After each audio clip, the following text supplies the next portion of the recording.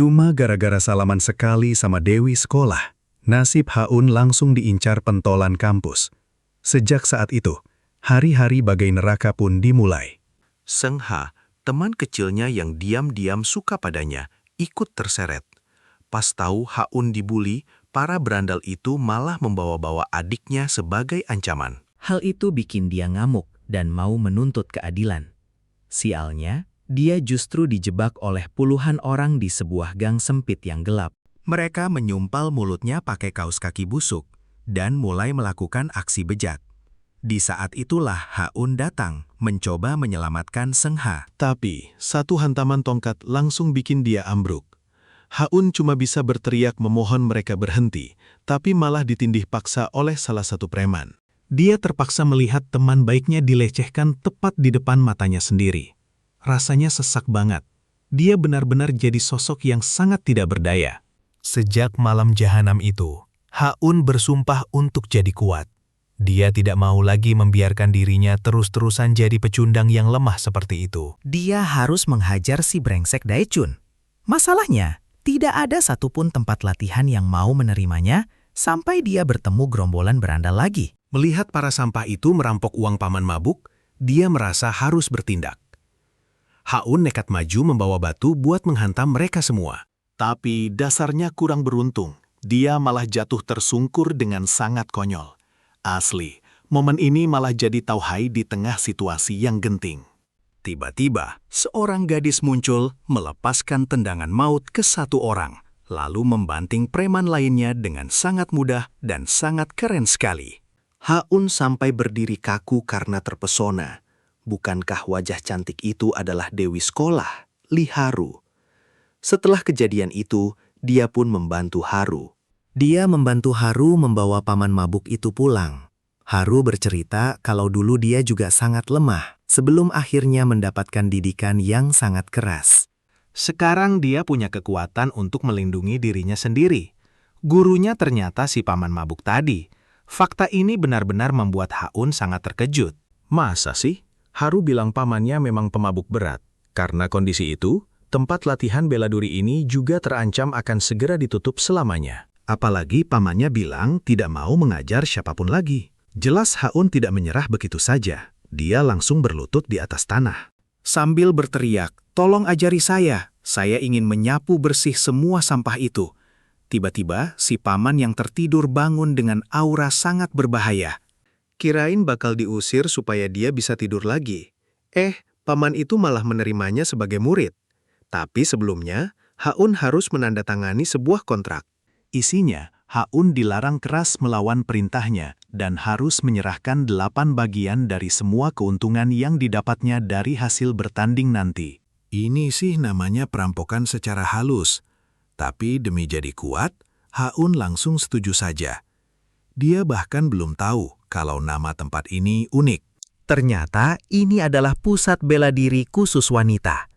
Tidak lama kemudian, seorang tuan muda dari grup Hyunsung juga datang berkunjung ke sana. Dia dikenal sebagai petarung berbakat yang tidak punya lawan sepadan. Tapi pas ketemu Haun, dia malah langsung pura-pura jatuh dan pingsan. Dia malah tidur dengan sangat nyenyak di sana. Entah berapa lama Haun pingsan, saat bangun dia merasa sedang tenggelam dalam sesuatu. Ternyata dia sedang makan ayam goreng dalam jumlah yang sangat banyak. Aneh banget kan? Hari-hari berikutnya, si guru pemabuk mulai beraksi lagi. Haun dijadikan samsak hidup buat dipukuli habis-habisan oleh tuan muda tadi. Dia tidak bisa membalas dan cuma bisa pasrah menerima serangan. Serangan yang dilepaskan Gang Li sangat bertenaga. Tapi anehnya Haun bisa bangkit seolah tidak terjadi apa-apa. Musuhnya pun mulai merasa sangat panik. "Apa kau ini raja tahan banting?" Di saat itulah, guru menjelaskan kalau Haun memiliki mata dewa. Hal ini membuatnya bisa membaca setiap gerakan. Dia bisa melihat titik tengah lawan karena matanya yang rabun tanpa kacamata. Orang biasa terlalu banyak melihat hal yang sebenarnya sama sekali tidak penting. Guru mencoba memakai kacamata miliknya dan menyadari hal luar biasa ini. Ternyata, kacamata itu justru menghalangi bakat alami yang dimiliki sang murid. Karena sang guru juga pemilik mata dewa, Tubuh Haun otomatis bereaksi pada gerakan mendadak, atau bisa dibilang dia punya insting yang tajam. Dia punya kekuatan indera keenam yang luar biasa. Bisa dikatakan, dia terlahir untuk menjadi petarung sejati. Haun sampai melongo tidak percaya. Guru serius bicara soal pecundang seperti saya. Tidak akan ada yang lebih kuat darimu saat kau berhasil menguasai teknik ini nanti secara sempurna. Gang Li yang sangat kuat saja cuma punya peluang 20% buat memukul Haun. Hal ini bikin dia makin kesal. Dengan penuh amarah, dia menantang Haun. Kau bakal mati di tanganku. Jadilah, sepanjang liburan, dia cuma jadi samsak buat latihan Gang Li. Semester baru pun akhirnya dimulai. Si paman pemabuk sadar kalau cuma dengan melepas kacamata, Haun bakal berubah jadi sosok yang sangat berbeda. Di saat itulah, monster asli dalam dirinya akan benar-benar bangkit. Saat lagi asyik sarapan di sekolah, geng berandal itu datang lagi mencari masalah. Si rambut oranye menendang Haun sampai terpental keras ke tembok. Mereka menuntut uang dan pelayanan gratis dari Haun seperti biasanya. Jangan harap ya. Karena kesal permintaannya ditolak, dia memukuli Haun secara membabi buta, sampai kacamatanya terlepas dan jatuh ke lantai kelas. Pas mereka mau pergi, Haun malah memanggil. Woi, dasar anjing, kalian tahu di mana Daechun sekarang? Sontak semua orang jadi sangat kaget. Apa dia sudah gila karena kebanyakan dipukul? Si rambut kuning mau menghajar pakai kayu, tapi aksinya langsung dihentikan secara paksa oleh Gang Li. Siapa yang kasih izin kalian menyentuh samsak saya tanpa izin? Ternyata, Gang Li adalah murid pindahan baru yang baru saja masuk kemarin sore. Si rambut kuning nekat mengeluarkan pisau buat menyerang secara brutal. Tapi sebelum berbuat lebih jauh, guru keburu datang memergoki aksi berbahaya mereka. Sebelum cabut, mereka menantang Haun ke sebuah gedung tua sepulang sekolah. Daechun sudah menunggu untuk menghabisi kamu di sana nanti. Kali ini dia tidak gentar sama sekali melawan sampah-sampah itu.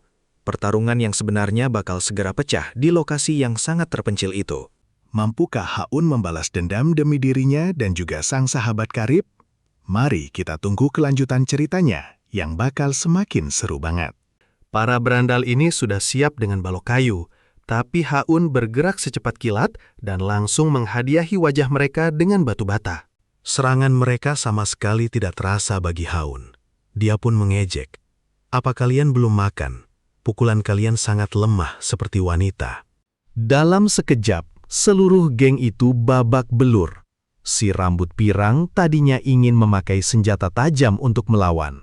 Tapi mana mungkin dia menang. Sisa geng itu hanya bisa lari ketakutan.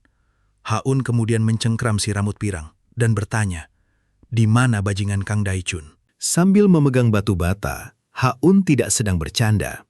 Untungnya, Kang Li muncul tepat waktu. Jika tidak, si pirang itu sudah tinggal nama. Mereka berdua hampir saja bertarung hebat, namun untungnya sang guru berhasil melerai dengan mudah. Kekuatan sang guru memang berada di level berbeda. Guru itu kemudian menjelaskan bahwa Kang Daechun adalah petarung terkuat dalam turnamen bela diri campuran yang akan segera digelar di kota. Haun bersumpah tidak akan melepaskannya, tapi dia malah pingsan karena kelelahan. Dia tertidur di klub sepanjang hari dan belum juga bangun. Sang paman merasa penasaran dan bertanya pada Haru, kenapa dia begitu peduli. Ternyata, Haru pernah melihat kejadian heroik yang dilakukan oleh Haun. Saat itu, Haun nekat melompat ke sungai yang arusnya sangat deras demi menyelamatkan Seng Ha. Aksi beraninya itu membuat Haru sangat terkesan. Lucunya, Haun sendiri ternyata tidak bisa berenang, dan malah Seung Ha yang menyelamatkannya. Benar-benar momen yang konyol, tapi juga sangat manis. Sejak malam takdir itu, Seung Ha berhenti sekolah. Suatu hari, seorang preman kasar menabraknya dan berniat untuk melakukan tindakan yang sangat jahat. Beruntung Kang Li datang menghalangi. Dasar memalukan, beraninya menindas gadis lemah. Kang Li mencoba menolongnya bangun, namun malah mendapat tatapan sangat dingin. Pergi sana. Seng Ha mengusirnya. Hal itu membuat Kang Le terpaku. Apalagi wajah cantik gadis itu terus terbayang dan sulit untuk dia lupakan. Sore harinya, Haun akhirnya terbangun dengan kepala yang terasa sangat berat. Dia bahkan tidak ingat apa saja yang sudah dia lakukan sebelumnya. Dia hanya ingat perasaan puas saat menghajar sampah-sampah itu. Tak lama kemudian, sang guru mulai menjelaskan tentang detail turnamen bela diri campuran. Itu adalah tempat berkumpulnya para petarung terkuat. Jelas, levelnya sangat berbeda jauh jika dibandingkan dengan preman jalanan yang biasa Haun hadapi. Yang paling penting, Kang Daechun juga ikut serta. Bajingan itu bahkan sudah lolos ke babak 3 dan sedang bertanding di sekitar Seoul. Jadi, satu-satunya cara untuk membalas dendam adalah Haun harus bisa lolos ke babak 3. Tujuannya kini sudah sangat jelas di depan mata. Di tengah semangat tim yang membara, Kang Li malah duduk melamun sendirian. Sepertinya dia sedang memikirkan gadis cantik yang dia temui tadi pagi. Dia bahkan keceplosan bertanya, sebenarnya tipe pria seperti apa yang disukai wanita? Pertanyaan itu tentu saja membuat semua orang di sana merasa bingung. Demi mengikuti turnamen, Haun dilarang keras terlibat perkelahian di luar. Jika dia melanggar aturan ini, dia akan langsung didiskualifikasi dari pertandingan. Namun, Haun tidak bisa melupakan sensasi luar biasa saat bertarung sebelumnya. Tiba-tiba saja beberapa preman mencari mati dan memaksanya masuk ke gang. Mereka mencoba memeras uangnya. Haun menolak, lalu salah satu preman menyuruhnya melepas kacamata agar tangannya tidak sakit saat memukul wajah Haun. Preman itu kemudian menampar kacamata Haun hingga terpental. Tatapan Haun berubah menjadi sangat mengerikan. Sepertinya kalian memang benar-benar memilih kematian. Saat Haun hendak memukul, tiba-tiba ada pria raksasa yang menerjang dan menekannya ke tembok dengan kekuatan yang sangat luar biasa dan mengerikan. Ternyata pria itu adalah salah satu peserta turnamen. Sama seperti Haun, jika dia bertarung di jalanan, maka status kepesertaannya akan langsung dicabut. Haun berhasil melepaskan diri dan mencoba melancarkan tendangan rendah. Namun serangannya tidak mempan, bahkan kakinya justru berhasil ditangkap oleh pria itu. Untungnya, suara sirine petugas keamanan terdengar sangat kencang. Mereka tidak punya pilihan lain selain segera melarikan diri dari lokasi kejadian tersebut. Si rambut pirang bertanya pada pria raksasa itu, "Apa kau sengaja membiarkannya lepas? Aku tidak menyangka kau bisa bersikap baik kepada lawanmu." Aku tidak sengaja melepaskannya, tapi bocah itu benar-benar sangat menarik. Biasanya, orang akan langsung panik jika berada dalam posisi terdesak seperti tadi. Dia menyadari saat kekuatanku sedikit mengendur ketika menekankannya ke tembok. Dalam waktu yang sangat singkat, dia langsung bisa meloloskan diri dengan cerdik. Hal itu mustahil dilakukan jika seseorang kehilangan ketenangannya. Terlebih lagi, tendangan rendah yang dia lancarkan tadi sebenarnya terasa cukup berat dan kuat. Sementara itu, Haun merasa sangat tidak berdaya karena perbedaan kekuatan. Sang guru muncul dan berkata, "Itulah yang dinamakan perbedaan kelas berat badan. Tidak ada cara lain untuk mengalahkannya, kecuali kau harus menaikkan berat badanmu. Mau tidak mau, Haun harus menjalani transformasi tubuh yang ekstrim." Keesokan harinya, guru memaksa Haun untuk memakan makanan dalam jumlah yang sangat banyak. Ini adalah satu-satunya jalan agar berat badannya meningkat. Demi membalas dendam, Haun terus makan dengan rakus meski ingin muntah. Haru kemudian datang membawa hasil pembagian grup untuk turnamen bela diri. Kebetulan sekali, lawan pertama Haun adalah pria raksasa yang dia temui di gang kemarin. Nama petarung monster itu adalah Han Chu. Paman belum pernah mendengar namanya, namun melihat bentuk tubuhnya, Han Chu pastilah petarung kelas berat yang memiliki otot-otot sangat keras dan kuat. Untuk mengalahkannya, Haun harus mencari celah kelemahannya. Satu-satunya keunggulan yang dimiliki Haun saat ini hanyalah kecepatan geraknya yang luar biasa. Han Chu mungkin cepat, tapi jika kau berlatih dengan sangat keras, dia tidak akan mampu mengejar kecepatanmu. Gunakan tubuh kecilmu itu sebagai senjata. Target utamanya adalah mencapai berat 73 kg dengan otot di seluruh tubuh. Haun pun mulai menjalani sesi latihan yang sangat gila. Dia harus berlatih tanpa henti dan tidur 2 kali sehari. Cara ini sangat penting dilakukan agar sel-sel ototnya bisa pulih dengan lebih cepat. Kau harus menghancurkan setiap serat ototmu sampai yang terakhir. Haun terus berlatih kekuatan cengkeraman tangan tanpa tahu apa tujuan sebenarnya dari latihan itu. Sang guru kemudian memanggilnya kembali.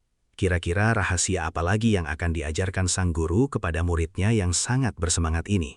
Di atas ring nanti kau akan tahu sendiri. Sekarang tidur saja. Besok paginya dia terbangun, persis seperti kata gurunya. Seluruh tubuhnya terasa remuk. Otot-ototnya seolah robek lalu menyambung kembali. 4 hari latihan keras pun akhirnya terlewati. Sekarang saatnya menguji hasil kerja kerasnya. Untuk itu, dia langsung mendatangi markas gerombolan preman yang meresahkan. Benar saja, di dalam sana banyak preman berkumpul. Dia mengamati dengan teliti, mencari mana lawan yang kira-kira cukup tangguh. Tiba-tiba, seorang pria besar menyuruhnya pergi dari meja biliar. Tak sengaja, teman sekolahnya yang sering dirundung, Taishik, ada di sana. Taishik dipaksa menjadi pesuruh dan samsak tinju mereka. Saat si raksasa itu hendak menyerang, keadaan mendadak berubah tegang.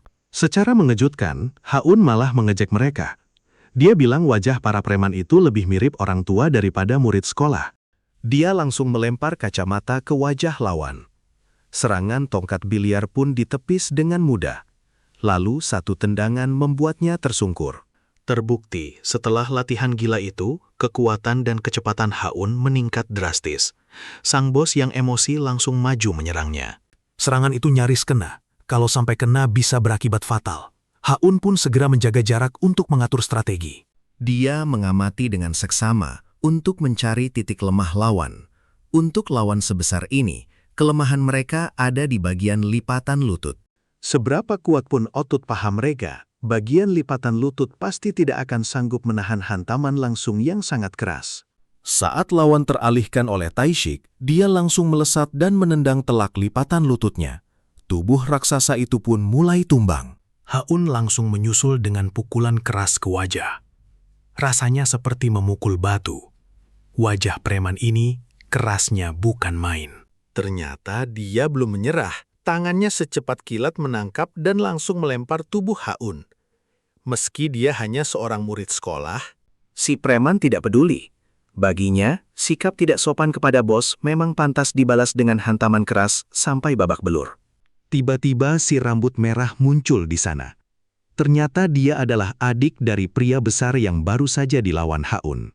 Rambut merah meminta kakaknya melepaskan Haun agar dia bisa menghajarnya sendiri. Beruntung, kali ini Haun berhasil lolos dari maut.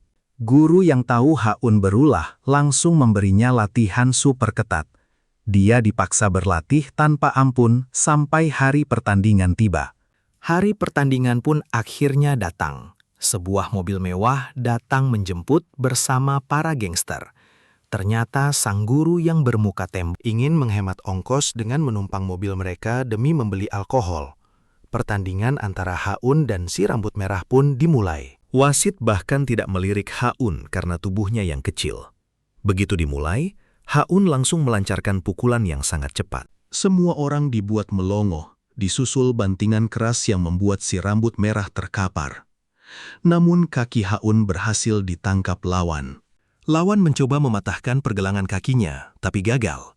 Haun mengikuti arah putaran dan justru melancarkan tendangan balasan yang telak. Dia segera menjauh untuk melepaskan diri. Namun si rambut merah bangkit kembali, seolah serangan tadi tidak ada artinya sama sekali. Pukulannya tadi ternyata tidak memberikan dampak berarti. Haun pun mencoba mengincar lipatan lututnya lagi, tapi tetap tidak mempan. Si rambut merah membalas dengan pukulan dahsyat yang meski hanya menyerempet, rasanya sangat sakit. Haun terus fokus menyerang kaki lawan. Sial, dia malah tertangkap dan dibanting keras ke lantai. Lawan mencoba menindihnya dengan berat tubuh yang luar biasa besar itu. Haun malah tertawa lebar, lalu melepaskan tendangan kuat ke kaki lawan. Si rambut merah tetap berdiri kokoh saat Haun menerjang. Saat gadis berambut merah mencoba menggerakkan tubuhnya, ia sedikit kehilangan keseimbangan. Kakinya terasa sangat lemas dan sulit digerakkan. Ternyata, semua serangan kaki Haun tadi tidak sia-sia. Dengan satu serangan terakhir yang telak, si rambut merah pun tumbang. Saat merasa sudah menang, si rambut merah tiba-tiba menarik kaki Haun. Dia menggunakan tubuh besarnya untuk mengunci pergerakan Haun. Pukulan kuat pun dilancarkan. Haun membalas dengan menendang luka di kaki lawan, lalu mengincar bagian pelipisnya dengan sangat akurat. Si rambut merah langsung pening. Dia mencoba menggigit bibir agar tetap sadar, tapi semuanya sudah terlambat untuk dia lakukan. Kaki Haun sudah dalam posisi siap. Sekarang matilah kau. Ledakan benturan keras terjadi dan lawanlah yang akhirnya terpental jauh. Seluruh tubuhnya tidak bisa digerakkan lagi. Di saat yang sama, Haun juga tumbang karena kehabisan tenaga. Sementara itu, melalui layar, Pemimpin geng Kang Han sangat marah karena dia telah bertaruh banyak uang untuk si rambut merah atas saran kakaknya. Kau tahu berapa banyak uang yang aku pertaruhkan? Bocah SMA dari geng Hwaryong itu masuk ke babak ketiga, kan? aku tidak sudi melihat orang-orang Hwaryong menertawakanku. Cepat bawa bocah yang mengalahkan Hancun itu ke hadapanku sekarang juga. Setelah itu, hanya terdengar teriakan kesakitannya yang mengerikan.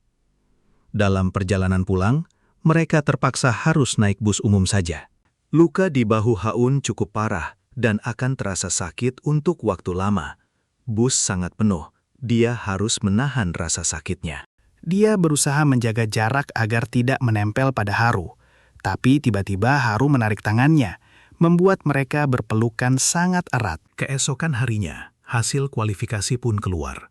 Ternyata Haun berhasil menempati posisi kedua di babak pembukaan wilayah Chunho ini. Tiba-tiba orang-orang geng Kang Han datang dan menyandara Haru. Haun langsung melesat menghajar salah satu dari mereka, sampai mereka terkejut. Kecepatannya benar-benar di luar nalar. Sayangnya, bahunya yang terluka dipukul keras, dan sekarang dia harus bertarung sendirian melawan mereka. Tubuh-tubuh itu menggeliat kesakitan di lantai sebelum akhirnya diseret paksa. Si nomor 3 sekarang benar-benar murka. Gara-gara ulahmu. Kelompokku rugi 20 miliar won, dan sekarang nyawaku berada di ujung tanduk. Bos minta satu kakimu, tapi menurutku, Itu saja tidak akan cukup. Palu besar diayunkan sekuat tenaga, tapi Haru berteriak akan membayar semua utang itu pada bos. Dentuman keras. Palu itu menghantam lantai tepat di sampingnya. 20 miliar won bukan masalah. Kami bisa berikan keuntungan lebih. Haun akan menjadi petarung perwakilan kalian. Anak buah itu memohon, "Bos, ini satu-satunya cara agar kita semua bisa tetap hidup." Bos, di saat genting, pimpinan Kang Han menelpon dan tak ada pilihan lain. Si bos besar benar-benar terkejut mendengar berita ini. Kalau bocah itu kalah, kau yang akan mampus. Nomor 3. Sementara itu, Tuan Muda Gangli akhirnya mendapatkan informasi tentang Seng Ha yang dia temui kemarin. Dia langsung lari kegirangan ingin berkenalan. Tapi selain bertarung, dia ini cuma pria bodoh yang bilang, "Ayo kenalan, aku punya banyak uang." Seng Ha menganggapnya orang gila yang baru muncul. Gangli kemudian mengeluarkan obat pemulih super langka miliknya untuk merayu sang gadis. Namun tiba-tiba, seseorang melesat dan mencuri obat itu. Di saat yang sama, dokter menelpon, memperingatkan bahwa paket obat itu khusus untuk tuan muda saja dan tidak boleh diberikan kepada orang lain. Itu bisa membuat jantung orang biasa berhenti berdetak. Hampir saja dia membunuh pujaan hatinya sendiri. Sementara itu, sosok misterius yang mencuri obat tadi menyuntikkannya ke tubuh Haun. Haru berusaha menghentikannya, tapi sudah terlambat. Ternyata pelakunya adalah Taeshik, kawan lamanya. Dia mengira itu obat pemulih biasa, tanpa tahu efek samping mautnya. Haun pun langsung dilarikan ke rumah sakit mewah. Gangli mengamuk hebat dan ingin menghajar pencuri itu karena berani mengambil barang berharganya. Terlebih lagi, jika terjadi sesuatu pada Haun, akan ada investigasi besar-besaran terhadap kondisinya.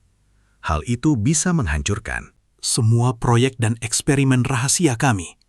Kalau sampai pasien ini kenapa-kenapa, seluruh perusahaan kami bisa bangkrut total. Tabung oksigen ini biasanya digunakan oleh atlet dunia untuk mempercepat pemulihan cedera sebelum ajang World Cup dimulai. Hasil yang kami dapatkan sangat luar biasa. Proses pemulihan meningkat 2 kali lipat dari kecepatan manusia normal. Tapi yang kalian lihat sebelumnya, kekuatannya mencapai 4 kali lipat. Sayangnya, sejauh ini belum ada hasil yang pasti. Kami sudah berusaha maksimal. Sekarang kita hanya bisa menunggu dan berharap dia segera sadar kembali. Keesokan paginya, saat perawat memeriksa kamar, Haun sudah menghilang secara misterius. Dia terlihat sedang berjalan linglung. Masuk ke sebuah gang, di mana para preman sedang menindas seorang pedagang tua. Tanpa pikir panjang, dia langsung menghajar sampah-sampah masyarakat itu. Kecepatan, kekuatan, dan refleksnya meningkat drastis, bagaikan seorang monster. 5 preman tumbang dengan sangat mudah. Kelompok lain datang membawa senjata, namun tiba-tiba suara sirine polisi menggema. Ternyata itu cuma trik Teshik untuk menolongnya. Luka-luka Haun sebelumnya kini telah sembuh total secara ajaib. Besok adalah ronde penentuan turnamen ini. Dokter memperingatkan mereka bahwa berdasarkan hasil penelitian, kondisi fisiknya Akan terus memburuk setiap harinya. Obat itulah yang menghancurkan batasan alami tubuh Kang Haun. Dia memang punya kekuatan dan pemulihan instan dari segala luka, tapi itu akan menyebabkan kelelahan kronis dan hilangnya fungsi organ tubuh. Untungnya, efek samping ini sudah kami prediksi. Jadi, kami telah menciptakan obat penawar sementara untuk melawannya. Sampai metode penyembuhan total ditemukan, kau harus bergantung pada obat ini untuk bisa terus bertahan hidup. Malam itu, dia pergi ke sebuah klub karena nomor 3 mengundang seorang pelatih spesial untuk membantunya. Orang itu tak lain adalah si rambut merah yang dia kalahkan kemarin. Haun penasaran kenapa pukulan terakhirnya tidak mempan. Rasanya seperti menghantam batu karang yang keras. Si rambut merah menjelaskan itu semua karena pergerakan kaki Haun. Pukulanmu dilakukan saat tumpuan kaki tidak menyentuh tanah, sehingga kekuatannya tidak bisa tersalurkan secara maksimal. Dalam posisi itu, tendangan mungkin lebih efektif, tapi akan mengurangi akurasi serangan pada titik vital lawan. Kau butuh teknik khusus untuk menyerang titik lemah saat melawan musuh raksasa yang pertahanannya setebal tembok. Hanya ada satu cara untuk melakukannya, tapi resikonya sangat tinggi. Besoknya, saat pertandingan Haun baru saja dimulai, dia langsung terkena hantaman telak dari lawan. Tubuhnya tersungkur di lantai, dan wasit hampir menghentikan laga. Namun, dia bangkit kembali dengan cepat. Lawannya yang bertubuh raksasa terus menghujani Haun dengan pukulan mematikan. Ini bukan lagi pertandingan, tapi pembantaian. Anehnya, Haun malah diam saja tanpa menghindar atau menangkis serangan lawan. Anggota geng Kang Han sudah bersiap dengan senjata mereka. Jika Haun kalah, nomor 3 dan semua rekannya akan mampus. Nasib mereka semua dipertaruhkan di sini. Lawan Haun melayangkan pukulan pamungkas untuk mengakhiri pertandingan ini. Tiba-tiba, Haun menghindar dengan gesit, lalu melepaskan satu bogem mentah ke wajah lawan hingga dia terpental jauh. Momen ini bikin semua orang lega, karena masih bisa hidup. Si bocah SMA itu sengaja dipukuli, tapi daya tahannya benar-benar gila. Saya belum pernah lihat yang seperti dia. Peringkat 2 di sampingnya sangat marah karena dia kalah taruhan. Posisi dengan si nomor 3. Tapi, wasit belum kasih keputusan. Ternyata setelah serangan tadi, seluruh tubuh Haun malah lemas total gara-gara efek obat. Lawannya malah bisa berdiri lagi. Dia benar-benar sudah kehilangan akal sehatnya. Bahkan kamera langsung dihancurkan. Si gila itu menerjang mau menghabisi nyawanya. Sampai-sampai wasit pun ikut dilempar jauh. Dia pegang pisau tajam buat menusuk Haun. Tiba-tiba terdengar dentuman keras. Ambulans pun langsung dipanggil secepat mungkin. Orang-orang langsung cek kondisinya. Tapi mereka malah melongo. Ternyata orang yang butuh perawatan darurat itu sebenarnya Adalah si gila tadi.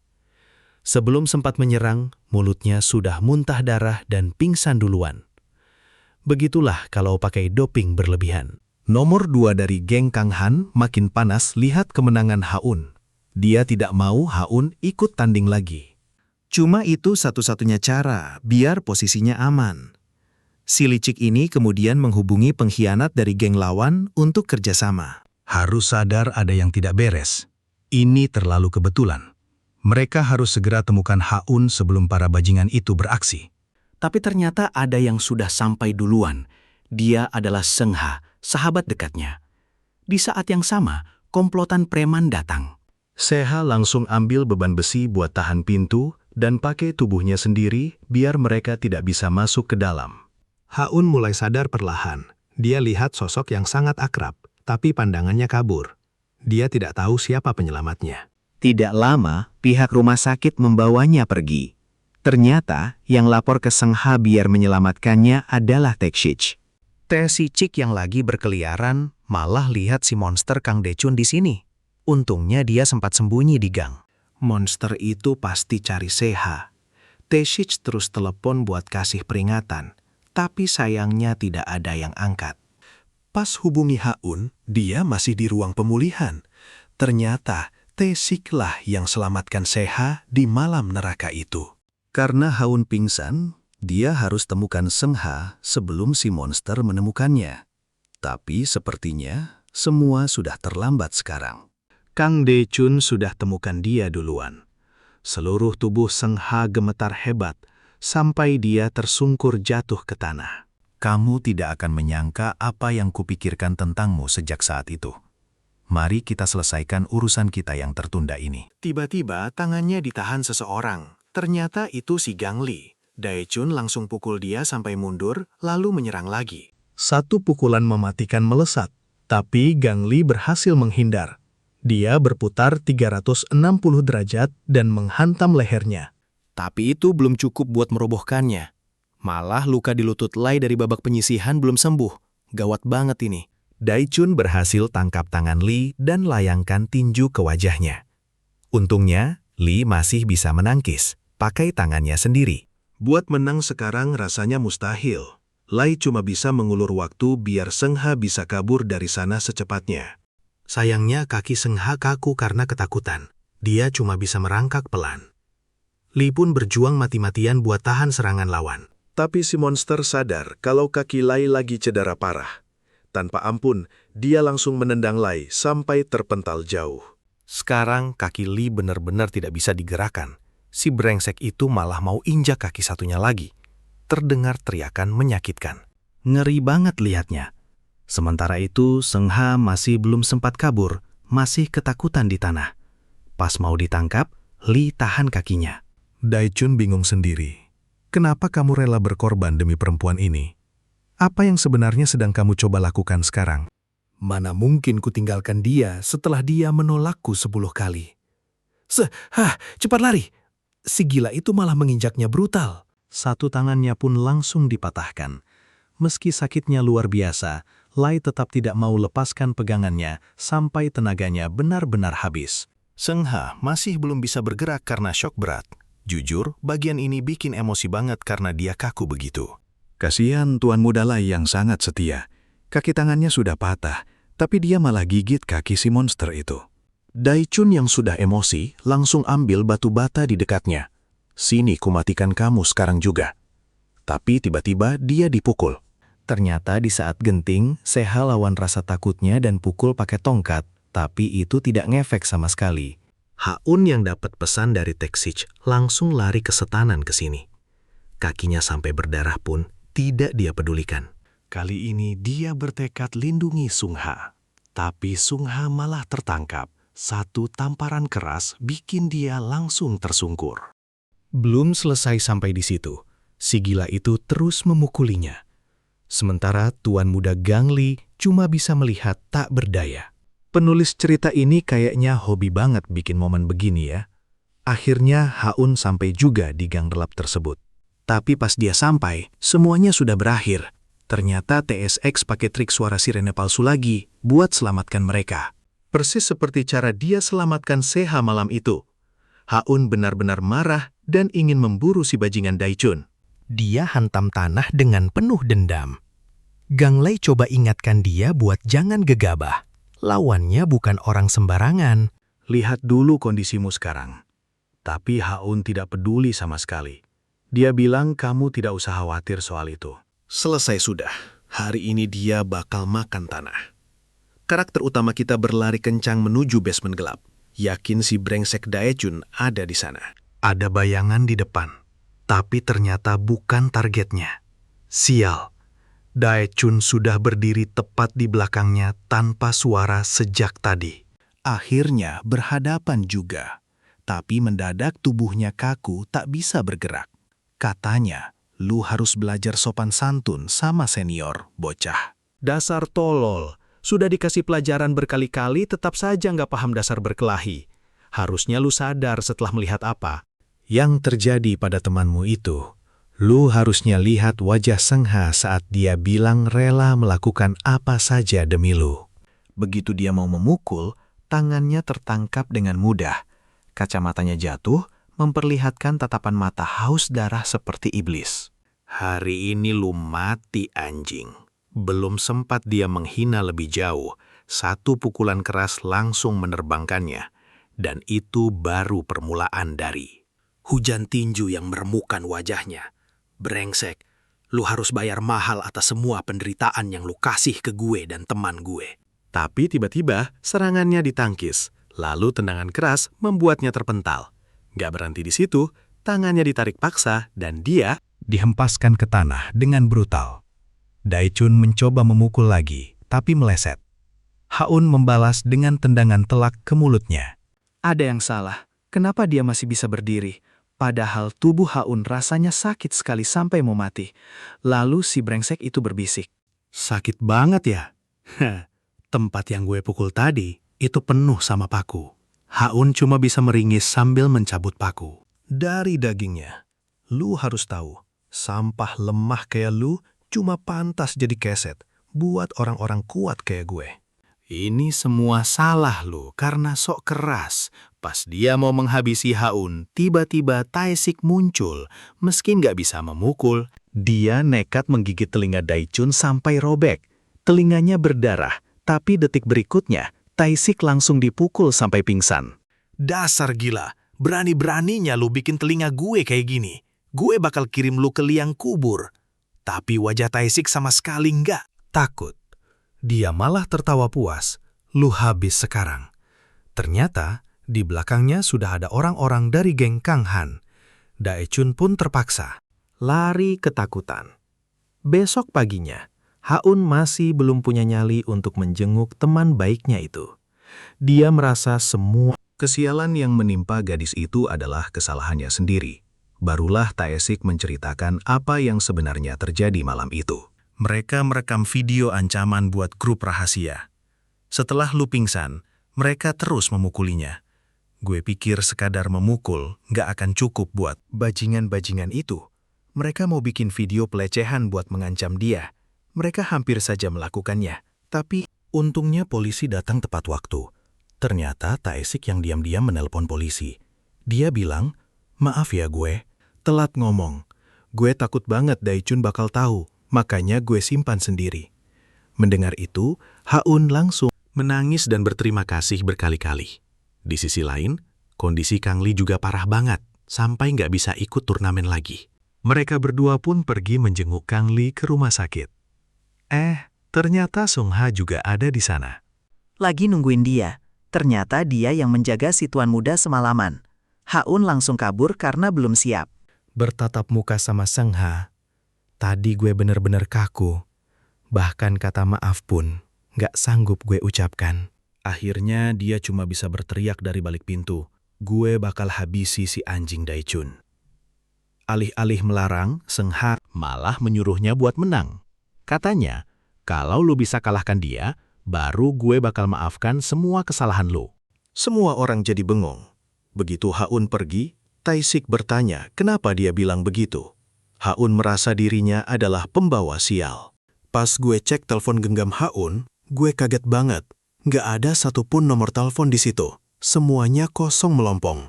Kenapa bisa begitu? Song Ha pun mulai menceritakan rahasia kelam itu pada mereka. Setiap hari Haun bilang kalau dia yang membunuh ibunya. Dia terus menyalahkan dirinya sendiri karena gagal. Melindungi orang-orang yang dia sayangi.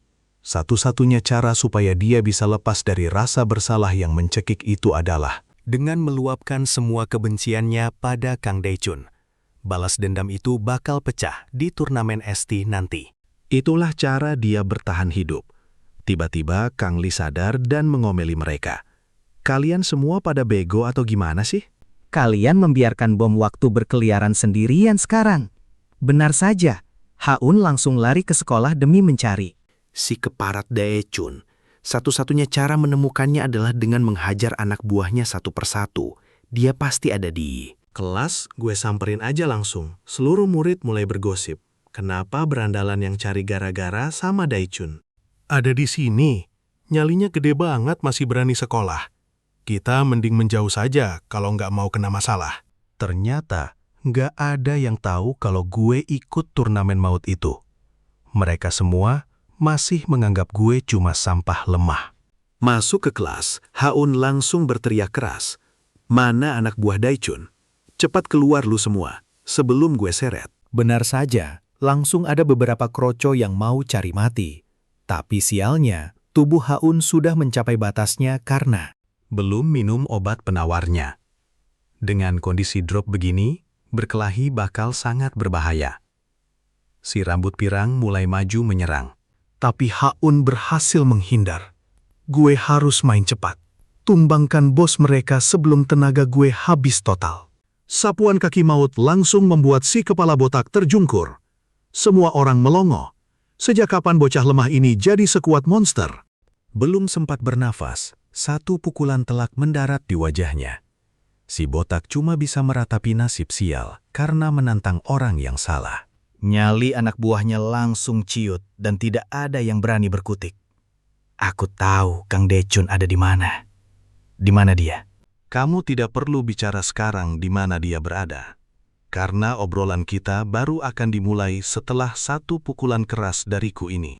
Si rambut pirang gemetaran dan akhirnya mengaku. Ada sebuah klub malam yang sering didatangi Kang Daechun. Tolong jangan pukul aku lagi. Tapi jangan ke sana. Isinya preman kelas kakap semua. Halah, jangan banyak cincong. Aku ini anak buah si beruang. Tidak ada takutnya. Malam itu juga aku langsung gas ke lokasi bar tersebut. Sialnya, penjaga di depan melarangku masuk karena aku dianggap masih di bawah umur. Kalau aturannya seketat itu, si Daechun pasti tidak ada di sini. Baru mau balik badan, aku melihat bayangan sosok yang kukenali. Berhenti kamu bajingan. Aku mencoba merangsek masuk, tapi si penjaga sialan ini masih menghalangi.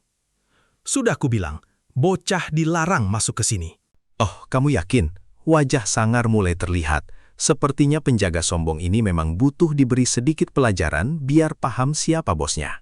Tapi seranganku tertahan dengan mudah. Ternyata itu guruku sendiri.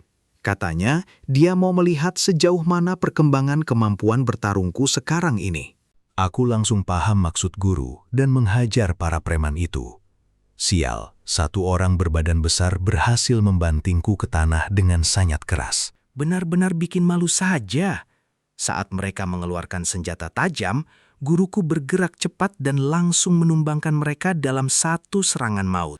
Biarpun pemabuk, kalau lagi serius, guru memang tidak ada lawan. Ternyata alasan dia menyuruhku bergerak cepat itu cuma mengajakku lari kabur. Haun memang terlalu bersemangat sampai membuat keadaan kacau. Kami berdua terpaksa lari terbirit-birit kalau tidak mau habis dikeroyok massa di sana. Aku tegaskan padanya, kalau aku ke sana demi mencari Daechun, bukan mau main perempuan atau mabuk-mabukan seperti hobi buruk guruku itu. Guru memperingatkanku untuk tidak bertindak bodoh. Biarpun aku punya tenaga, teknik bertarung lawan sudah berada di level yang jauh lebih tinggi. Belum lagi soal para bodyguard yang menjaganya siang dan malam. Mustahil bagiku untuk bisa menembus pertahanan mereka tanpa persiapan yang matang. Akhirnya, aku dilarikan ke rumah sakit Huisung untuk pemulihan. Besok pertandingan berikutnya dimulai, tapi tubuhku kaku, tak bisa digerakkan seminggu. Kalau pihak Liga Jalanan tahu aku tidak bisa bertarung, mereka pasti akan sangat marah. Nyawa kita semua bisa terancam jika aku absen. Tiba-tiba, geng Kang Han datang menagih janji lama kita. Sepertinya kalian lupa kalau kita punya kesepakatan yang tidak boleh dilanggar begitu saja. Katanya mereka tidak akan cari masalah, asalkan aku naik ring.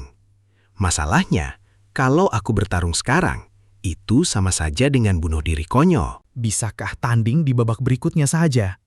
Enak saja. Kalian tahu tidak berapa banyak uang yang sudah kami pertaruhkan untuk turnamen ini? Kalau dia mangkir, nyawanya jadi jaminan. Cepat temukan Kang Haun, dan seret bocah itu ke hadapanku sekarang juga, tanpa alasan. Taisik mencoba menghalangi, tapi malah terpental dengan mudahnya. Di saat kritis, Haru tiba-tiba muncul dan menjamin kalau aku pasti ikut bertanding. Dia bahkan berani bertaruh nyawa demi diriku. Kalau aku sampai tidak datang, dia rela menyerahkan dirinya menjadi budak mereka selamanya. Si bos gendut itu langsung menuju ke kamar rawatku. Begitu melihat kondisiku yang masih sekarat, amarahnya langsung meledak hebat saat itu juga. Kalian sedang bercanda ya? 2 jam lagi tanding, dan bocah ini bahkan belum sadar. Bagaimana caranya dia bisa bertarung di atas ring? Saat dia mau menghajar Haru, tangannya tiba-tiba berhenti mendadak. Matanya melotot tajam setelah melihat pesan yang muncul di layar ponsel gadis itu. Dia malah tertawa terbahak-bahak seperti orang gila. Ternyata ada pengumuman resmi kalau lawan mainku memutuskan untuk menyerah kalah sebelum bertanding. Jadi, aku otomatis lolos ke babak selanjutnya. Musuhku ternyata si Sung Chun, pecundang yang sudah kuhajar habis-habisan di sekolah tempo hari.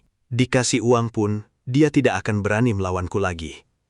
Seminggu berlalu, aku kembali ke sekolah dengan kondisi tubuh yang jauh lebih bugar. Kami mendapati seseorang sedang mengintai kami diam-diam. Dia mengaku sebagai tukang suruh belanja para preman sekolah dan meminta perlindungan dariku. Tapi tiba-tiba ada raksasa yang mencengkram kerah bajunya. Dia bilang kalau aku jauh lebih menakutkan daripada kawanan preman sekolah yang lainnya. Ternyata dia adalah penguasa kelas atas, sekaligus bosnya si botak Sung Chun. Dia terlihat sangat emosi melihat keberadaanku di wilayah kekuasaannya itu. Dia membentak si kutu buku karena belum membawakan pesanannya. Beraninya kamu mengkhianatiku. Apa kamu sudah bosan hidup, wahai bocah sialan? Si kutu buku menatapku penuh harap, tapi aku diam saja. Saat si botak mau melayangkan pukulan, aku akhirnya mulai angkat bicara padanya. Mana roti pesananku? Semua orang di sana langsung mematung.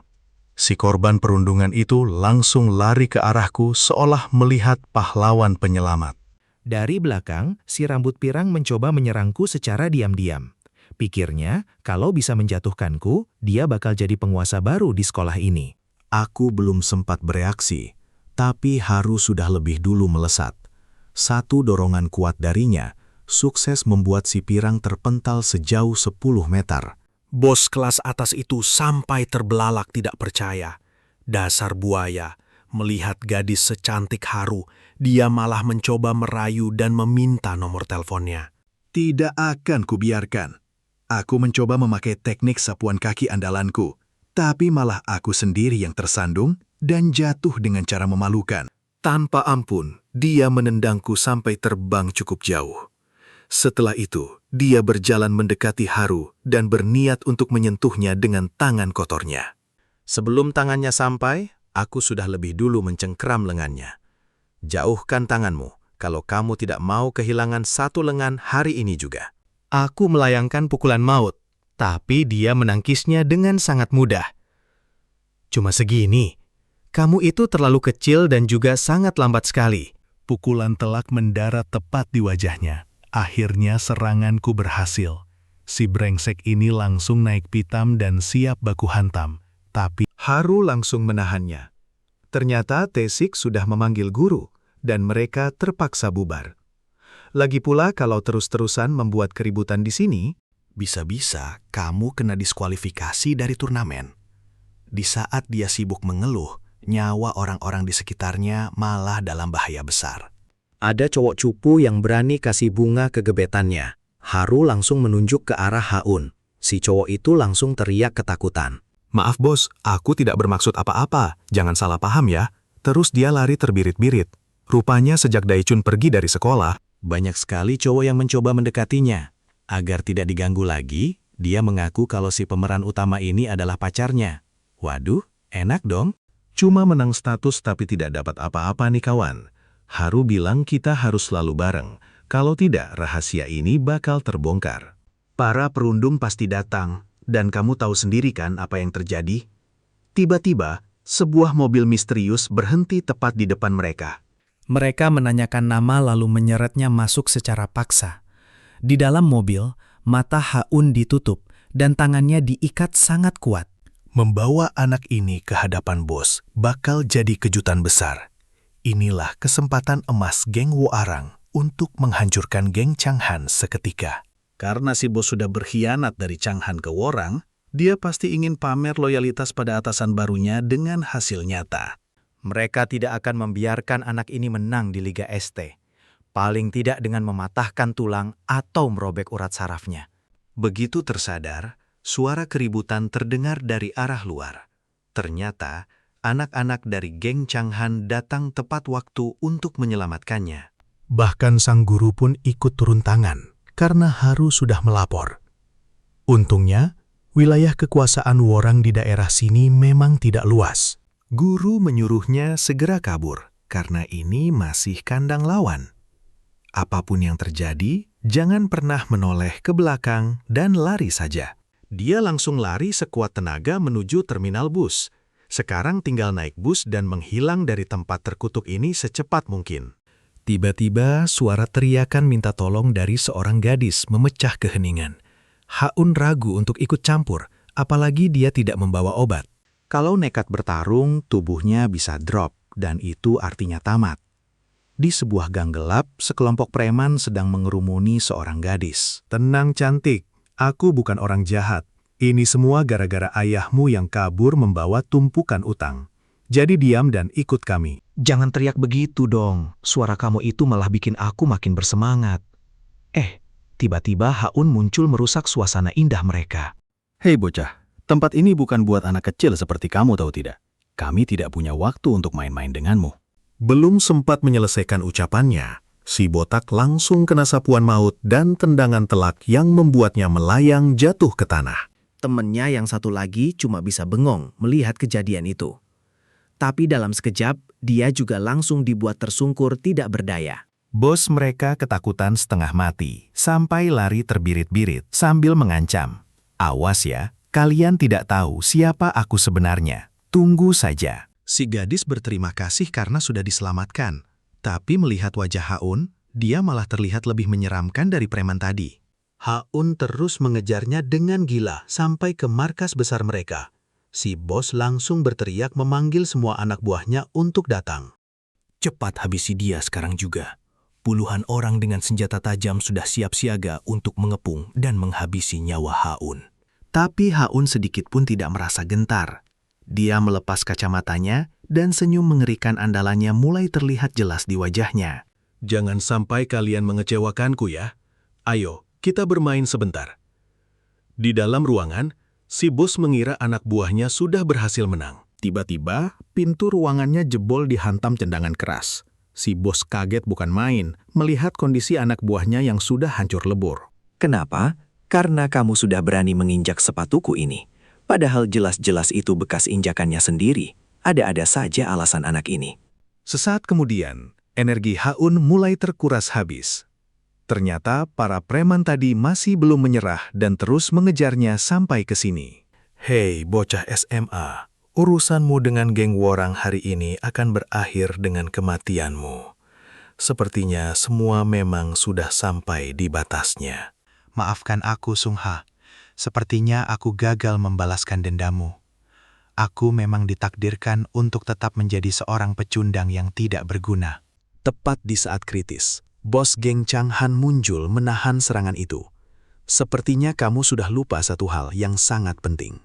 Sebelum kamu berkhianat, daerah ini adalah kekuasaanku. Apa kamu datang ke sini hanya untuk merengek soal kegagalanmu itu, Pak Tua? Hei orang tua, jangan cari masalah denganku dan serahkan bocah itu sekarang. Sejak kapan kamu jadi pahlawan kesiangan buat anak-anak? Anak buahnya melapor kalau rencana penculikan perwakilan Liga Changhan gagal total. Loh, kok tiba-tiba anak itu malah ada di sini? Si bos langsung girang kegirangan. Wah, kita dapat durian runtuh nih. Sayang sekali ya, hari ini kamu bakal kehilangan petarung andalanmu. Bocah SMA ini sudah berani menghancurkan markasku. Padahal aturan Liga ST sudah jelas, petarung yang terlibat tawuran akan didiskualifikasi. Jadi, kamu mau mengakui kalau markas besarmu hancur total hanya karena satu anak SMA? Hal itu langsung membuatnya terdiam 1000 bahasa. Si bos langsung tersentak kaget. Kalau sampai rahasia memalukan ini bocor ke telinga atasan, tamatlah riwayatnya saat itu juga. Akhirnya, mereka terpaksa mundur. Setelah itu, mereka segera membawa Ha-un kembali ke rumah sakit untuk memulihkan kondisinya yang kritis. Keesokan harinya, Ha-un menemui gurunya sesuai janji.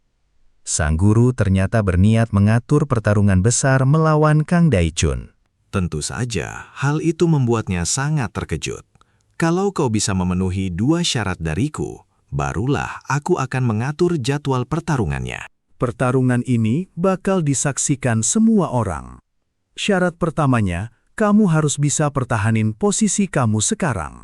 Sebagai peserta Stick League, artinya kamu nggak boleh kalah 1 kali pun di turnamen besar ini. Kamu juga dilarang ikut duel di luar kompetisi. Syarat kedua, kamu harus bisa melampaui skor Kang Daichun. Gampang saja, teknik bertarung Kang Daichun itu nilainya 10, sementara kamu bahkan belum sampai angka 5. Kalau kamu bisa naikin skor jadi 10 di mataku, aku bakal atur pertarunganmu tanpa peduli jadwal Stalik. Mereka langsung ke ruang mesin buat cek skor skill. Ternyata cuma mesin tinju, yang bikin dia agak bingung. Kuat saja nggak cukup buat mesin ini. Kamu harus cepat, bertenaga, dan pakai teknik yang benar-benar pas. Maksud Paman, aku cuma perlu dapat skor tinggi dari mesin ini kan? Dan tentu saja, lewati semua ujiannya. Ada banyak mesin dari berbagai sudut untuk pukulan dan tendangan. Dia pun berniat lepas ragam buat mulai tes. Tapi tiba-tiba gurunya melarang. Aku penasaran, kenapa Stilek maksa semua peserta pakai seragam sekolah terus sih? Kalau lawan pelatih, aku yakin hasilnya bakal jauh lebih gila. Ini kan cuma program buat anak-anak muda saja. Alasan pakai seragam itu buat bangun rasa komunitas. Mereka mau kasih kesan kalau anak-anak yang kabur dari rumah Bisa balik lagi dan mau sekolah. Lalu Ha-un ngelepasin pukulan kuat, tapi cuma dapat 400 poin. Dia langsung syok berat. Ini nggak masuk akal. Padahal sudah pakai seluruh berat badan. Kok cuma 400? Gimana caranya dapat 1000 poin? Apa ini cuma buat orang kelas berat? Orang kurus kayak aku mana mungkin bisa. Tiba-tiba, murid gurunya yang kelihatan loyo muncul. Ha-un sampai khawatir orang ini bakal pingsan di tempat. Tapi ternyata pukulannya ngeri banget, tembus 1.500 poin. Gila, ini benar-benar tidak masuk akal. Gimana bisa badan sekecil itu punya tenaga segede itu? Oke, saatnya mulai latihan. Gerakannya cepat banget. Dia langsung menyerang Ha-un. Pakai mata dewa, Ha-un berusaha nebak arah serangan lawan buat menghindar. Tapi lawan ini terlalu kuat. Ha-un langsung terpental. Detik berikutnya, dia menyerang lagi, persis kayak sebelumnya. Meski gerakannya sudah terbaca, Ha-un tetap kena pukul sampai terbang. Tapi jujur, bocah ini punya bakat mata dewa. Belum pernah aku lihat reaksi secepat itu, selain gurumu sendiri. Ternyata teknik dasarnya cuma satu, memutar pukulan. Kalau mau nambah power, kamu harus bikin tanganmu rileks dulu saat posisi siap. Santai saja, jangan tegang. Begitu mau mukul, baru keluarkan semua tenaga. Kalau dari awal sudah tegang, ototmu malah jadi lambat nantinya. Kecepatanmu bakal turun. Kayak gini nih, lemaskan tangan dan dorong ke depan. Pas udah dekat, baru ledakkan kekuatannya. Pusatkan semua tenaga ke kepalan tanganmu. Tekan pukulannya ke dalam. Akhirnya, Ha-un berhasil melakukannya. Buat uppercut, tinggal putar saja arahnya. Kamu susah nebak gerakanku karena hampir semua jenis serangan itu punya posisi awal yang sama. Tapi, apa hubungannya posisi awal sama teknik memutar pukulan tadi? Sebelum memukul, posisi tanganmu itu biasanya bakal selalu sama. Nah, pas kamu putar pukulannya di tengah duel, kamu bisa kasih serangan beda meski dari posisi awal yang serupa. Nggak lama, kecepatan pukulan Ha-un meningkat. kecepatannya naik drastis sampai dia kaget sendiri. Padahal cuma buat tangan rileks, tapi dampaknya bisa segila ini. Paman itu pun mulai pegang tangan Ha-un dengan teliti. Ternyata ototnya sangat elastis, aset terbaik seorang petarung.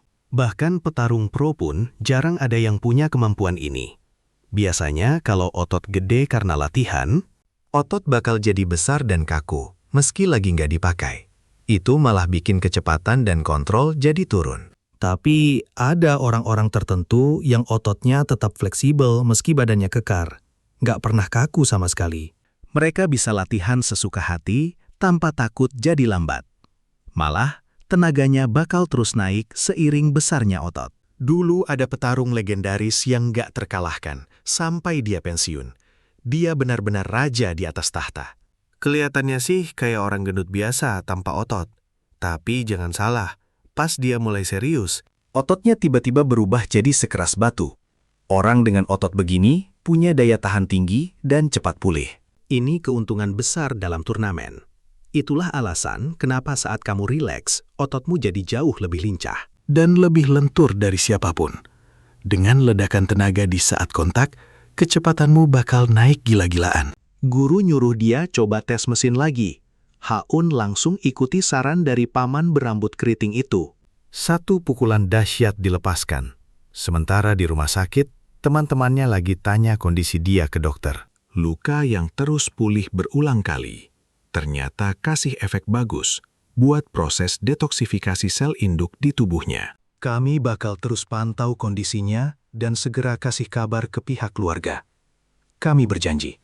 Entah gimana caranya ini bisa terjadi. Tapi luka parah kayak gitu biasanya butuh waktu lama banget buat sembuh. Tim medis bahkan nggak punya data riset buat kasus seunik si Hanun ini. Benar-benar di luar nalar kita semua. Singkatnya, dia nggak butuh obat lagi. Besoknya, jadwal tanding Hanun. Tapi batang hidungnya malah nggak kelihatan sama sekali. Haru sama Tesik panik bukan main. Mereka nggak tahu kalau pertandingannya sebenarnya udah kelar dari tadi. Cuma butuh 3 detik saja. Itu hasil latihan gila-gilaan dia kemarin. Pas mereka lihat mesin tes kekuatan, mereka langsung semangat. Tesik pengen pamer kekuatan tinjunya juga. Tapi skornya cuma 100-an doang.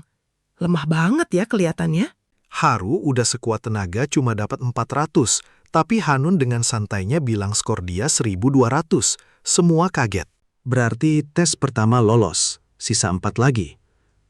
Tiba-tiba gurunya bilang kalau wartawan mau datang buat wawancara si Hanun. Kenalin, saya Limu dari Media Jinsung. Katanya kamu punya pesan pedas buat semua perundung di luar sana. Mewakili perasaan para korban bully yang selama ini tertindas, si Hanun malah cuma bisa bengong kayak anak polos. Dia bingung mau ngomong apa dan cuma garuk kepala. Akhirnya, si guru langsung lepas kacamata yang Hanun pakai. Detik itu juga, sifatnya berubah 180 derajat. Dia nantangin semua orang buat berantem sekarang juga. Berita hari ini dibuka dengan kabar menarik soal proyek pemerintah buat berantas kekerasan sekolah yang hasilnya mulai kelihatan. Angka kekerasan turun sampai 60% sejak ada Street League. Orang-orang yang tadinya protes, sekarang malah mendukung. Perkembangannya sesuai harapan kita semua. Ada satu bagian paling menarik yang bikin publik heboh soal seorang murid sekolah. Mantan korban bully ini terang-terangan nantangin semua perundung di seluruh negeri. Sekarang, pemerintah mau nyiarin Street League secara umum. Hanun sendiri bingung dengar berita itu. Masalahnya, dia udah lama bareng Seungha, tapi masih aja nggak peka soal cewek. Dia malah pamer kalau dia itu cowok baik-baik dan kaya, tapi ujung-ujungnya tetap aja dicuekin sama si doi. Pas cewek itu bilang dia orang baik, Hanun langsung baper parah. Dia bahkan udah mikirin nama buat anak mereka nanti. Sementara itu, Haru selalu dalam posisi siaga. Kabar soal geng Hwarang yang ngincar Hanun bikin dia makin was-was. Setiap lihat orang yang gayanya kayak preman, dia langsung cemas. Kalau Street League disiarin, semua penjahat bakal ngenalin Hanun. Situasi makin genting sekarang. Si bos preman Namtren tiba-tiba datang lagi, cuma buat gangguin si Haru doang. Hanun langsung lepas kacamata dan gertak dia. Mending lo cabut sekarang, sebelum gua benar-benar ngamuk dan bikin lo nyesal. Gak nyangka ya, cewek cantik kayak kamu malah pacaran sama pecundang kayak dia. Si Namtren benar-benar cari mati. Haru bilang dia cuma suka orang kuat. Hanun yang kepancing langsung mau hajar, tapi tiba-tiba tubuhnya malah lemas. Dokter udah peringatin, jangan sampai emosi berlebihan.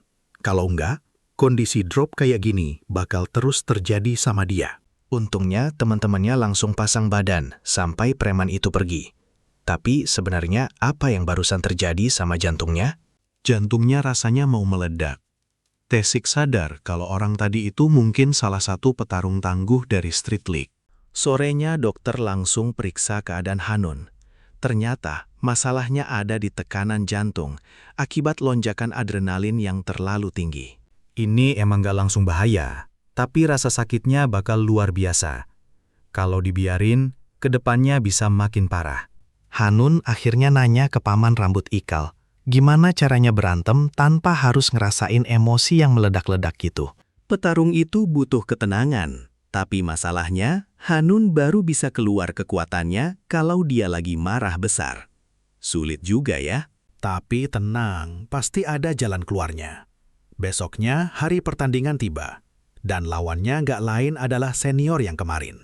Pas tanding dimulai, Hanun ngebisikin sesuatu yang bikin si lawan emosi berat sampai langsung mukul Hanun mundur jauh. Ngomong apa sih lo? Dasar sampah. Mending lu diam aja deh, daripada dapat malu di depan banyak orang. Kayaknya nih bocah udah gila.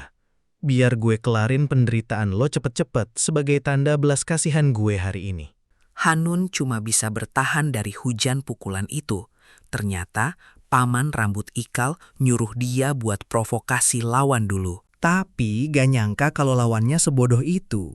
Hanun terus-terusan ngebisikin hinaan tepat di telinganya, biar lawan makin gelap mata. Tiba-tiba Hanun menghindar dan kasih serangan balasan berupa pukulan uppercut telak. Tapi sayangnya serangan itu masih bisa ditahan. Si lawan sadar kalau Hanun pakai teknik tinju. Lalu dia hantam Hanun sampai terpental jauh. Keadaan makin genting. Nggak berhenti di situ, dia narik tangan Hanun dan kasih pukulan maut tepat ke wajahnya. Apa Hanun bakal kalah? Ternyata belum. Hanun malah ketawa dan ngejek kalau anak juara tinju kok malah jadi tukang bully yang payah. Si lawan benar-benar meledak amarahnya dan langsung nyerang membabi buta. Nah, inilah strategi Hanun buat kendaliin emosinya. Satu-satunya cara biar dia bisa tetap tenang adalah dengan melihat lawannya jauh lebih marah daripada dirinya sendiri. Satu pukulan telak mendarat di wajah lawan, disusul dorongan keras yang bikin si tukang bully itu tersungkur keluar arena. Guru sudah yakin kalau bocah ini sudah benar-benar siap berhadapan dengan Daechun. Keesokan harinya, dia resmi menjadi murid SMA paling populer senasional. Karena statusnya sebagai peserta turnamen bela diri resmi, Haun sulit untuk berhadapan langsung dengan Kang Daechun di dalam arena. Mereka harus menyelesaikannya di luar. Tapi itu bukan masalah bagi sang guru, karena dia tahu persis di mana bajingan itu tinggal. Rencana besarnya, dia ingin menjadikan Kang Daechun sebagai bintang. Dan benar saja, tak butuh waktu lama bagi Kang Daechun untuk menjadi sorotan. Seperti kata sang guru, namanya mendadak viral di mana-mana. Tentu saja, kebanyakan orang membencinya. Tapi di mata para tukang rundung, popularitasnya justru meroket tajam. Dia dianggap sebagai simbol kekuatan bagi kaum penindas. Cerita demi cerita tentang kehebatannya mulai menyebar bak legenda. Dia dipuja seolah-olah dia adalah sosok yang tak terkalahkan oleh siapapun. Para fans wanita mulai mengepungnya dan dia resmi jadi idola para perundung. Sementara itu, Haun juga tidak mau kalah populer dalam sekejap. Dia dikenal sebagai sang pemburu preman. Lucunya, gerombolan penindas itu justru datang sendiri untuk menyerahkan nyawa mereka demi sebuah ketenaran instan. Mereka ingin menjatuhkan Haun supaya terkenal seperti Daechun. Tapi begitu kacamata Haun lepas, mode petarung gila pun langsung aktif seketika. Dia menghajar mereka habis-habisan sampai wajahnya tidak berbentuk lagi. Sialnya, aksi brutal ini terekam jelas oleh kamera para wartawan di lokasi kejadian. Berita sela. Laporan terbaru menyebutkan kalau Kang Haun terlihat sedang memukuli siswa lain. Ini benar-benar kabar buruk bagi reputasi dan masa depannya.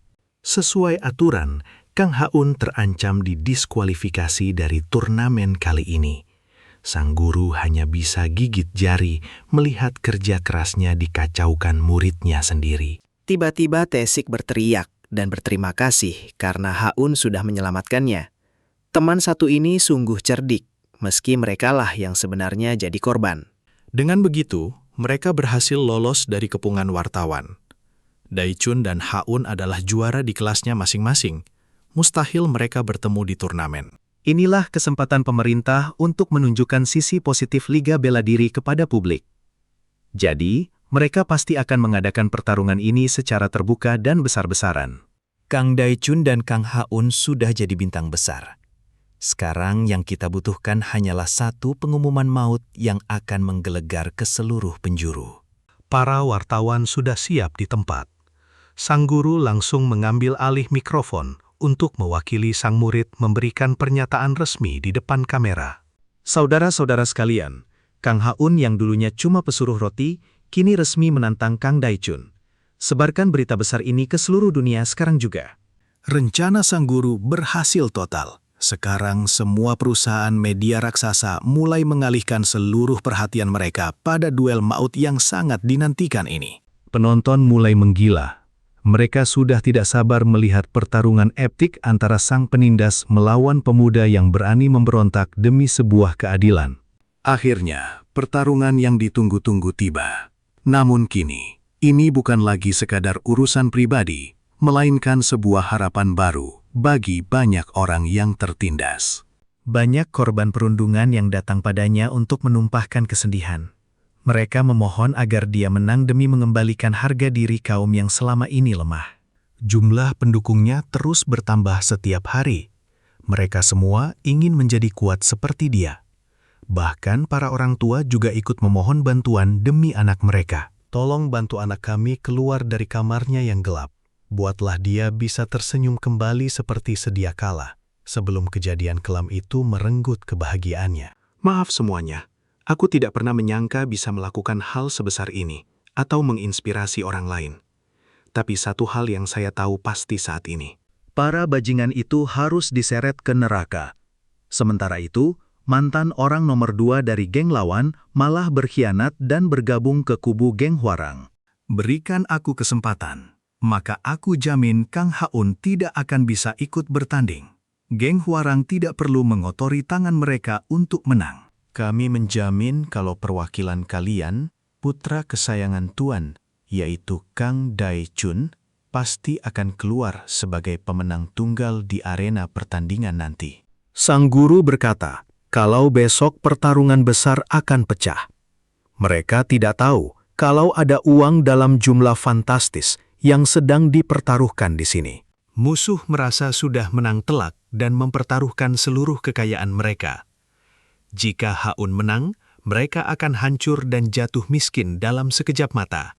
Sebaliknya, geng Kang Han akan tumbuh cukup kuat untuk melindungimu. Tapi ingat, jika kau kalah, semua orang yang terlibat akan dihabisi tanpa ampun sedikitpun. Ha-un makin bertekad untuk menang. Dia tidak boleh kehilangan orang-orang yang sangat berharga dalam hidupnya hanya karena sebuah kekalahan yang sangat konyol. Pagi hari pun tiba dengan sangat cepat. Ha-un kini sudah jauh lebih percaya diri dengan segala persiapan berat yang telah dilakukannya selama ini. Walaupun tanpa kacamata, dia kini sanggup mengendalikan emosinya. Dia pun bertanya penasaran, kenapa gurunya yang dulu pemabuk berat mau menerimanya sebagai murid resmi. Iya, aku merasa kalau kau mungkin adalah kesempatan terakhirku di dunia ini. Jawaban itu tentu saja membuat sang murid merasa sedikit bingung dan heran. Sang guru menyuruhnya menunggu selagi dia mengambil sesuatu. Tapi Ha-un justru lari ke gang sempit untuk menyelamatkan siswi yang sedang dirundung preman. Mendengar teriakan histeris, sang guru hendak bereaksi. Namun 2 orang bersenjata tiba-tiba menghadangnya. Mereka pikir mereka punya peluang untuk menang melawan sang ahli. Tentu saja mereka bukan tandingannya dan tumbang hanya dengan 1 serangan. Namun, musuh lain memanfaatkan celah itu untuk menghentikan langkah Ha-un yang panik. Dia menusuk sang guru dari belakang, lalu dilanjutkan dengan 1 tikaman telak di bagian depan. Benar-benar sebuah pengkhianatan yang sangat keji dan tidak terduga. Haru dan Tae-sik yang merasa cemas berniat kembali ke klub untuk mencari Ha-un. Beruntung, mereka bertemu dengan mobil mewah dari klan utama Kang Han. Sang pimpinan geng terlihat sangat murka saat ini. Sepertinya Ha-un telah diculik oleh pihak lawan di saat yang benar-benar sangat kritis dan mendesak. Informasi tentang pengkhianat itu akhirnya terbongkar. Pemimpin geng Huarang sudah menyusun rencana jahat untuk menghabisi semua orang yang berani menghalangi jalan busuk mereka. Begitu hasil pertarungan diumumkan, cari bocah itu dan bantai semua anggota geng Kang Han tanpa sisa. Jangan biarkan ada satupun yang tetap hidup. Haun kini disekap di sebuah rumah kosong yang terbengkalai. Gara-gara sifat sok pahlawannya, sekarang nyawa mereka semua benar-benar berada di ujung tanduk maut.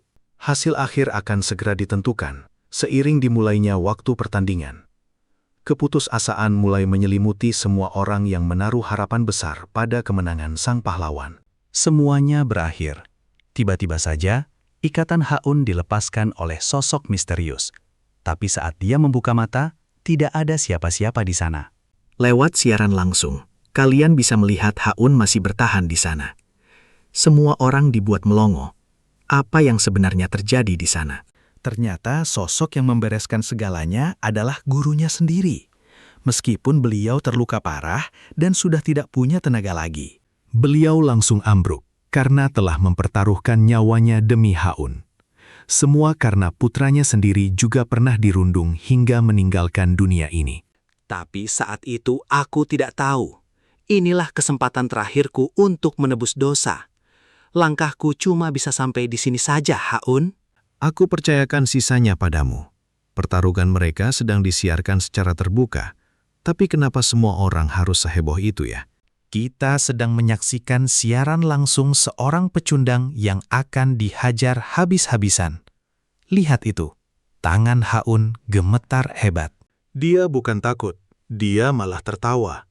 Aku cuma takut tidak punya kesempatan membunuhmu. Haun melompat lalu menendang wajahnya.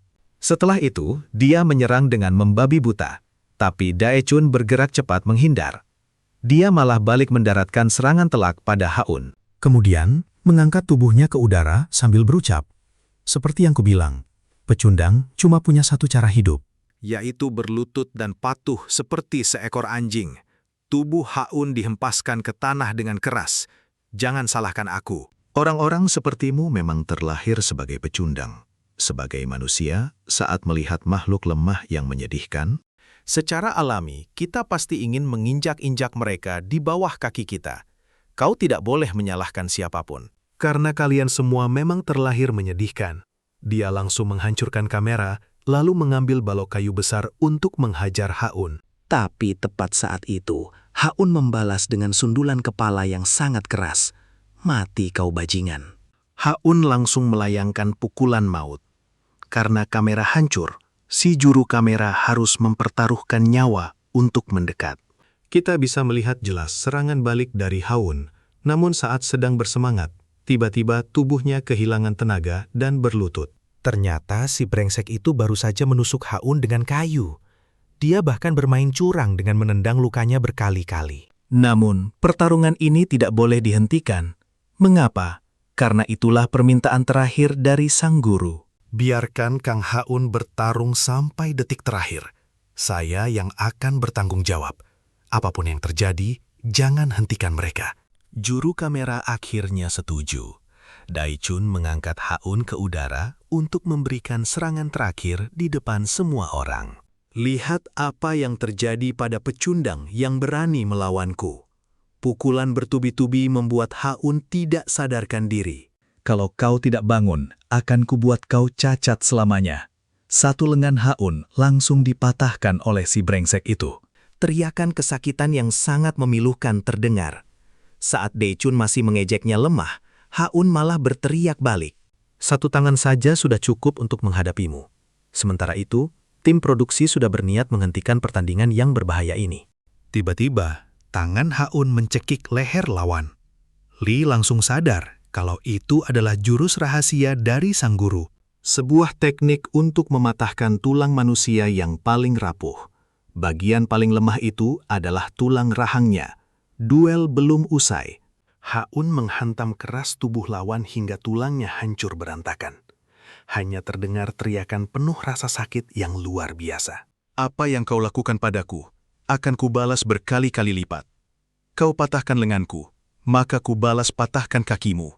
Sekarang si brengsek itu malah memohon untuk berhenti. Haun menyuruhnya berlutut. berlututlah di depan semua orang ini. Kau sudah merundung dan membuat hidup mereka menderita. Minta maaf.